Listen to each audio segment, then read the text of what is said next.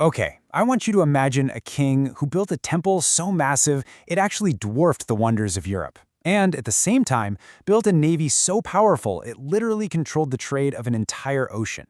Now, this isn't some mythical ruler from a fantasy novel. This was a real emperor, and he lived 1,000 years ago. Today, we're going to pull back the curtain on the incredible story of Raja Cholan. You know, that quote, it's not an exaggeration at all. It was basically his mission statement. This was a king who didn't just want to rule for a lifetime, he wanted to build something that would outlast time itself. And as we're about to see, he pulled it off in ways you can still go and see today.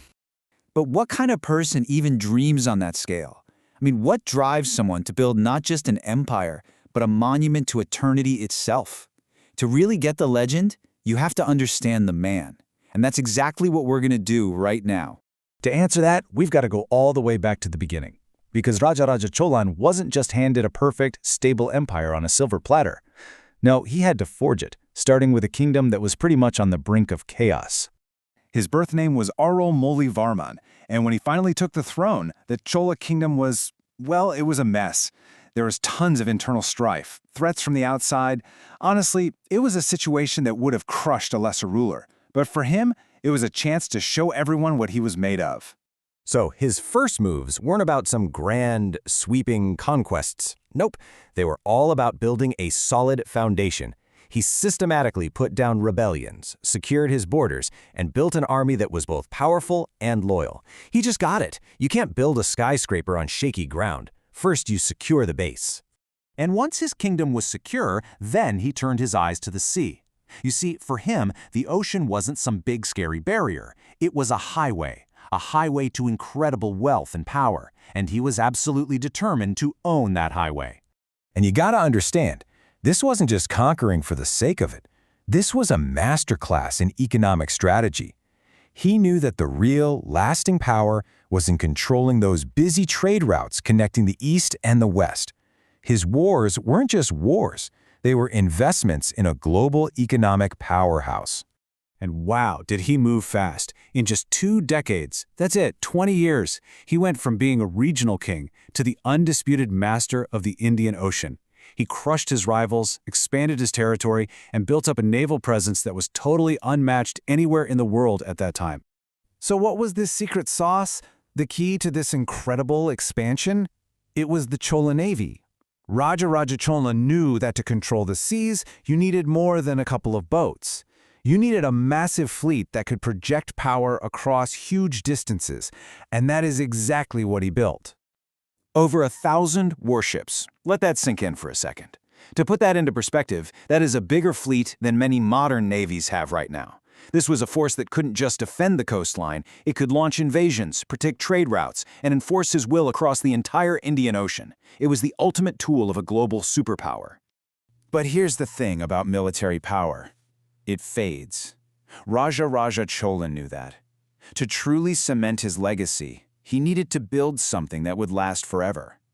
And so, after all those years of war, he started his most ambitious project yet.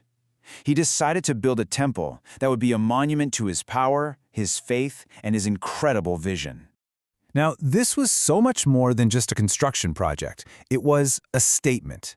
The Brihadishwar temple was designed to be the physical embodiment of the Chola Empire itself, powerful, enduring, and, in his eyes, divinely ordained. It was a message to the entire world that the Cholas were here to stay. So, welcome to the Brihadishwar temple. This whole thing is carved entirely from granite. It's not just a place of worship. It's a jaw-dropping testament to the Cholas' mastery of engineering, art, and logistics. It's basically a man-made mountain built for the gods. Okay, let's try to wrap our heads around the scale here. The main tower of the temple stands at 216 feet. That is taller than the Leaning Tower of Pisa.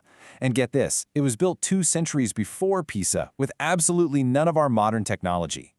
When it was finished, it was one of the tallest man-made structures on the entire planet. The whole construction is just an engineering marvel, but there's one part that has baffled people for centuries. How in the world did they get an 80-ton single block of granite to the very top of a 216-foot tower without cranes or any modern machinery? Well, the answer is as genius as it is just audacious. The solution was actually pretty simple in concept, but absolutely epic in execution. They built a ramp. But we're not talking about just any ramp. This was a 4-mile-long earthen structure, a 4-mile ramp. It created a gentle enough incline that they could use elephants, rollers, and thousands of people to slowly, carefully drag that 80-ton capstone all the way to the top. It's a feat of logistics and pure manpower that's hard to even imagine today. So yeah, the Brihadishwar temple is the most visible piece of his legacy, but his true impact, it goes so much deeper.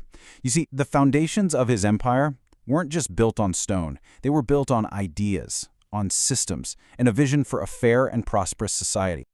Yeah, beyond the battlefield and the temple, Rajaraja Cholan was a brilliant administrator. I mean, a genius. He created a whole system of governance that was efficient, it was fair, and most importantly, it was designed to last. And it's that system that allowed the Chola Empire to thrive for centuries after he was gone. He completely revolutionized his kingdom. He brought in scientific land surveys and a fair tax system, which totally boosted the economy. He sparked a golden age of art and literature, and the inscriptions in his temples give us this incredible, detailed record of his time. See, he didn't just conquer an empire, he built a civilization. So when you really break it down, this gives you a pretty good idea of what made him so special. Yeah, the military achievements were incredible, but that was just one piece of the puzzle. His real genius was his ability to combine that military power with amazing administrative skill and a genuine appreciation for culture. It was that whole package, that holistic approach that made his empire so successful and so enduring. You know, the legacy of Rajaraja Cholan is this powerful reminder that the things we build, whether they're made of stone or ideas, can outlast us by centuries, even a millennium. In our age of disposable everything and short-term thinking, his story really challenges us to think about our own legacy. What are we creating that will stand the test of time? And 1,000 years from now, what will our descendants say about us?